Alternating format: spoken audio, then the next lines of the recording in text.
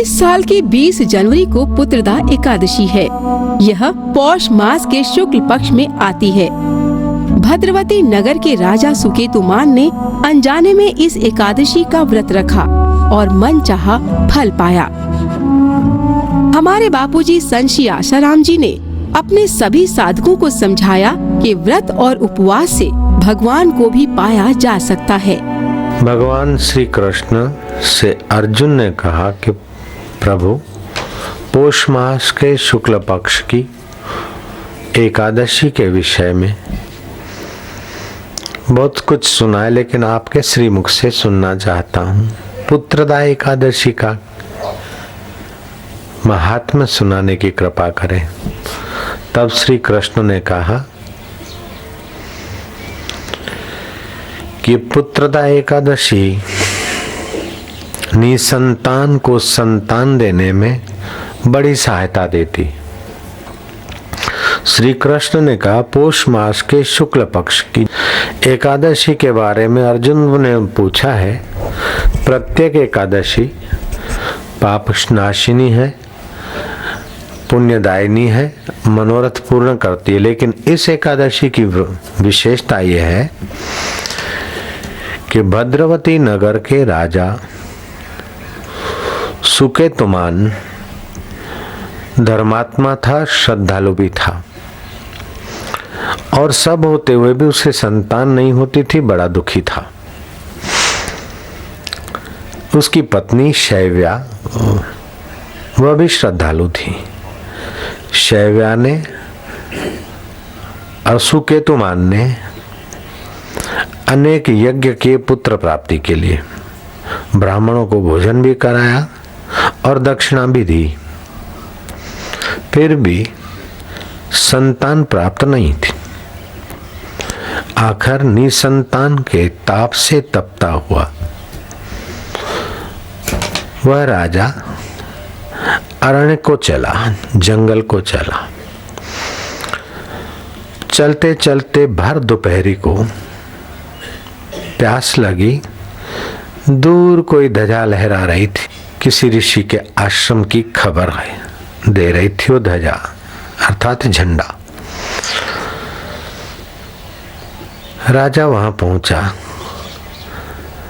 आश्रम के मुख्य संत की कुटीर के दरवाजे पर ही देवयोग से पहुंचा। बोले, कोई है साधु महात्मा, कृपा करें, मुझ भूखे प्यासे को जलपान कराएं। उस आश्रम के अधिष्ठाता महाराज विश्वदेव थे। राजा का कुमलाया चेहरा और प्यास की आवश्यक अवस्था देखकर मुनि के हृदय में दया आई कि राजन, तुम ऐसे थके प्यासे इधर इस तरीके से कैसे?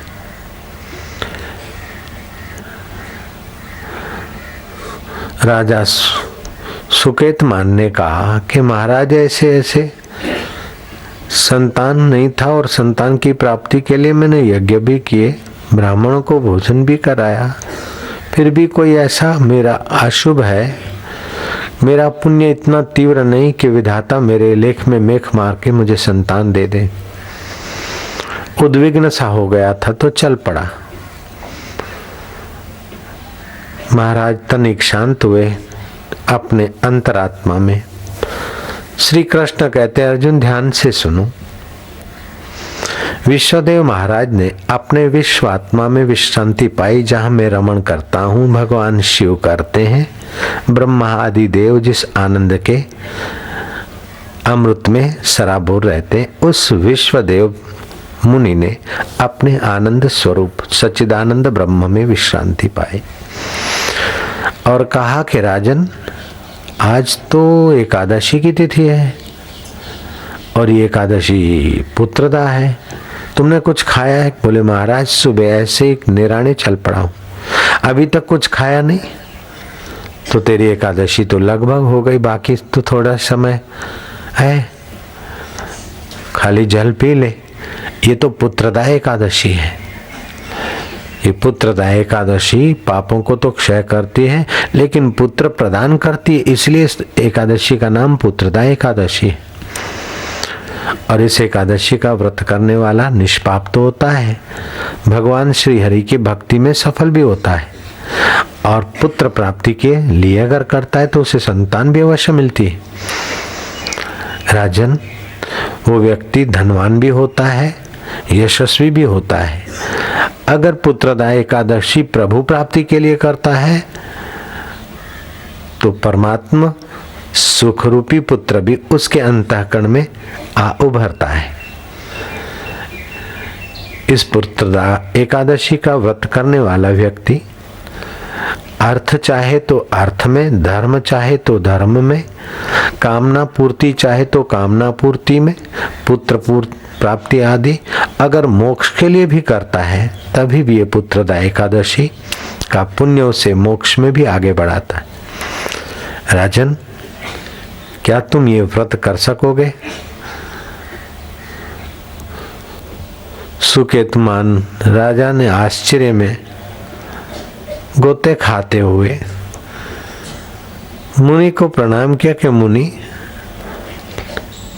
बीमारी में तो कई दिन निराहार रहना पड़ता है, एक दिन के व्रत के लिए आप ऐसा क्यों पूछते हैं? मुझे अगर पहले पता होता तो मैं पहले ही लाभ उठाता, लेकिन आज का अर्ध एकादशी का उपवास भी आप जैसे ज्ञानवान के द्वार तक, दर्शन तक पहुंचाया, और ये मुझे एकादशी के व्रत की महिमा का पता चला।